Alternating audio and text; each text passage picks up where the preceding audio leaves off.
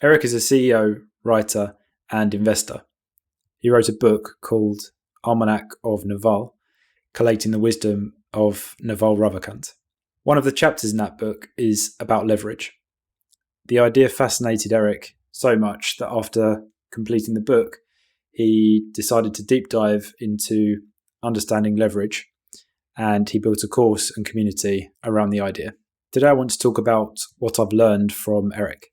I've always been captivated by the idea of leverage, ever since I read Naval's original tweet storm, How to Get Rich Without Getting Lucky, back in 2018. Here's what Naval says. Fortunes require leverage. Business leverage comes from capital, people, and products with no marginal cost of replication, code, and media. Capital means money. To raise money, apply your specific knowledge with accountability and show resulting good judgment. Labour means people working for you. It's the oldest and most fought over form of leverage. Labour leverage will impress your parents, but don't waste your life chasing it. Capital and labour are permissioned leverage. Everyone is chasing capital, but someone has to give it to you. Everyone is trying to lead, but someone has to follow. Code and media are permissionless leverage. They're the leverage behind the newly rich. You can create software and media that work for you while you sleep. Leverage is a force multiplier for your judgment. These ideas are valuable and concise, but a little cryptic. Studying Eric helped me unpack these ideas and understand them more deeply. So, first of all, how do we define leverage? Well, Eric defines leverage as using force multipliers to accomplish more. And he draws the distinction between leverage and productivity, where productivity is concerned with maximizing your focus and what you can do in 1 unit of time. So, for example, beating procrastination. However, these gains can be easily lost and they're hard to sustain. Moreover, the upside of personal productivity is limited. There's only so fast that you can type. There's only so much you can focus in a day. Leverage, on the other hand, has unlimited upside. To explain this further, time is the ultimate constraint. We only have 24 hours in a day. But if we use leverage, we can get more than 24 hours worth of output. For example, you may be able to send 100 emails per day if you concentrate really hard and focus. But if we utilize email templates and email automation, we may be able to, which by the way is using tools for leverage, we may be able to send 200 emails. Then if we hire and train a personal assistant, which is people leverage, we may be able to send 300 emails. And if we take the people leverage further and we build and hire a sales team, we may be able to send 1,000 emails. And in fact, at this point, we no longer need to send emails ourselves, so our own personal productivity is no longer important. Here's Eric giving an industry example of how leverage can be applied at various levels. As we wrap up, I got 2 more slides for you here. This is like the lumberjack story, but in real life and more complex now that we have more kind of shared language to talk about here. This is the story of 4 real estate agents. I spent in my last job a few years selling to real estate agents, working with them, getting to know a lot of them. These are hypothetical agents, but based very much in reality. So the average agent makes basically an average salary. They don't work super hard, part to full time. They sell 6 to 10 houses a year. And if you ask them, they would say they work pretty hard and they have a hard job. But if you ask the person next to them, who's the number one agent in their office, the number one agent in their office doesn't work 10 times harder than the person next to them, but they do have an assistant. They know how to invest in marketing. They have some tools in place and a budget to spend on them. And that number one agent earns 10 times as much. Maybe they work 50% more, maybe 20% more, maybe not at all. And then you go talk to the number one agent in the city who earns $10 million a year, and you ask her what her daily work is, and it doesn't have anything to do with selling houses. She's a recruiter. She goes and finds promising young agents. She brings them in. She teaches them what she knows. She introduces them to the rest of her high-performing agents who all share things, not unlike this mastermind group.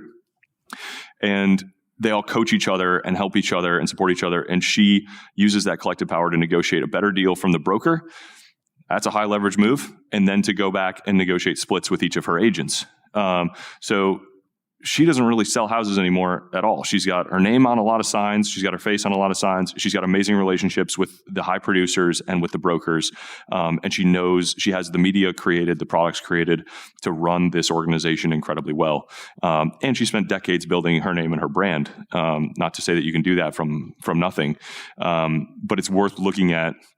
That's much more of a people leverage game than Jamie, who just has like tools and one person and some marketing working for her. I saw this pattern in the first three, and then I was like, I wonder who the most productive agent in the world or in the country is, and if this pattern holds of like the leverage framework. And I've found the story of Ben Caballero, which I have never seen in another, like this was in some small local Texas paper, and I've never heard people talking about him, but I think it's a fascinating story. So this guy's an agent, and his insight was to go and get partnerships with the large-scale home builders in America who build thousands of houses, huge developments, and they don't want to sell their own houses. And so he's got inked partnerships with them so that he's basically got automatic listings, thousands of listings a year. And to do this well, he's basically built a SaaS platform to handle these inbound listings, list them on all these different sites, handle all of them, report back to the builders, negotiate automatically. He's got a team of 22. He sells 111 houses a week, 50 times what the average agent does in a whole year. It's absolutely insane. And my napkin math is that he earns somewhere around $100 million a year, and just on the commissions from selling those houses. It's a very interesting sort of unconventional, like to earn the commission as a realtor by building a SaaS platform that is proprietary to a specific number of partners. And he's just earned secret after earned secret. And he just continued to pursue increasing leverage, and has built a really remarkable business that I don't think a lot of people know about or appreciate. But it's a great story. And it like shows the power of combining all of those forms of leverage.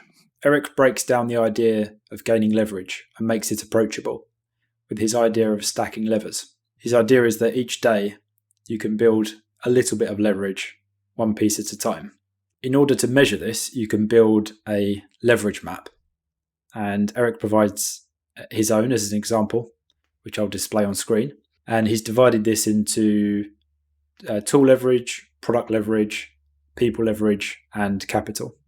So let's run through his leverage map to give you some examples. He uses tools like Zapier and ConvertKit to automate processes. For example, if you go to his site, you'll find a form for signing up to 4 free lessons for his course. And he has an automated email sequence set up to deliver those lessons, which increases the chance that you'll actually buy the course. He builds products like his leverage course, books, and podcasts. And these are all products with no marginal cost of replication, which means he produces them once and they can continue selling and earning money and earning opportunities for him. Now, the course and the books are products which he creates once, and assuming they're evergreen, will continue selling forever into the future. The podcast is something which requires continued investment, so he's continually adding new episodes, but there's a constant amount of time which he puts into it, but there's a compounding output in terms of compounding number of views, compounding amount of sponsorship revenue, and effect on his personal network. He also utilizes people leverage by building his Twitter followers, his email subscribers, and partners who he does business with. This increases his potential pool of customers, and it also increases future opportunities. For example, Eric gained his current role as CEO of Scribe Media because of his network. He discovered that Scribe, who happened to be his book publisher, was in financial difficulty. So he contacted friends who he knows by businesses, Sieva and Xavier from Enduring Ventures, who were able to buy and save the business. After they purchased the business, they unexpectedly asked Eric to be the CEO, which is a pretty amazing outcome for him. And then lastly, under capital, he has real estate, stocks, and angel investing. I love the idea of drawing a leverage map, and it's something I'll definitely do in the future to track my leverage as it grows. So how am I implementing this? Well, I want to build my product and people leverage, and that's why I'm starting this channel. I'm building media that compounds over time and building an audience who follow what I'm doing. I'm also connecting with people as part of the process for researching videos, increasing my network, and I hope both of these forms of leverage provide great benefits in the future. Now, it's worth saying that high leverage doesn't only apply to individuals, but it also applies to companies. The easiest way to measure this is revenue per employee. Typically, a company with higher revenue per employee will be easier to run and have higher profits left over for the owner. This is one of the reasons behind the recent tech layoffs. Companies are trying to increase revenue per employee by utilizing automation and AI, and also cutting out unprofitable ancillary products. Thank you for watching this far. I'd love to know what you're doing to increase your leverage, so please leave a comment. Thanks for watching, and I'll catch you in the next one.